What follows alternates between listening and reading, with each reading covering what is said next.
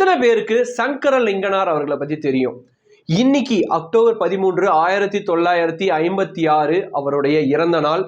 அவர் இப்ப நம்ம கூட இல்லைனாலும் நம்ம ஏதோ ஒரு ஊர்ல இருக்கோம் பார்த்தீங்களா, ஒரு ஒரு ஸ்டேட்ல இருக்கோம் பார்த்தீங்களா, அந்த ஸ்டேட்டு இந்த பேர் கொண்டதுக்கான முக்கியமான காரணம் சங்கரலிங்கனார்.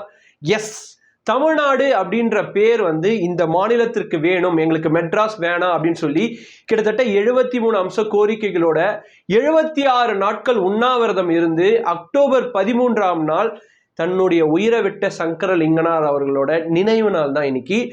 எப்படி இது சாத்தியமாச்சு? ஏதோ மெட்ராஸ், நம்மளுக்கும் நம்ம இருந்த ஊருக்கும் நம்மளோட கல்ச்சர் ஹெரிட்டேஜ் நம்ம சம்பந்தப்பட்ட எந்த விஷயத்துக்கும் சம்பந்தம் இல்லாத ஒரு பேர் தான் 1947 அப்புறம் இண்டிபெண்டன்ஸ்க்கு அப்புறம் மெட்ராஸ் அப்படின்ற ஒரு பேர் கிடைச்சது. பட் அது நம்மளுக்கு சுத்தமா சூட் ஆகாதவே 1956 விருதுநகரை சேர்ந்த சங்கரலிங்கனார் இதை எதிர்த்து ஒரு உண்ணாவிரதம் இருக்காரு. கண்டினியூஸா 76 நாட்கள் உண்ணாவிரதம் இருந்து இறக்குறாரு.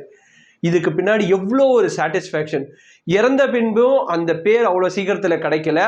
அதுக்கப்புறம் 1956 அப்புறம் 57 நம்மளுடைய எம்எல்ஏஸ் எம்பிஸ்லாம் போராடி அசம்பிளிலலாம் அதை பற்றி ரெகுலராக பேசி கொண்டு கிட்டத்தட்ட 10 வருஷம் கழிச்சு ஜூலை 18 நம்ம அண்ணாதுரை அவர்கள் நம்மளோட ஊர் பேரை இனிமேல் மெட்ராஸ்ன்ற பேரு தமிழ்நாடுன்றா அழைக்கப்படும் அப்படின்னு சொல்லி ஒரு அமெண்ட்மெண்ட் எடுத்துட்டு வர்றாரு.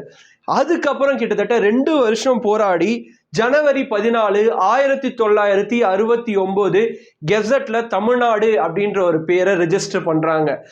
ஏனோ தானோ அப்படின்ற ஒரு ஊர் பேர் நம்மளுக்கு கிடைக்கலங்க. Tamil Nadu is not a name, it is an emotion.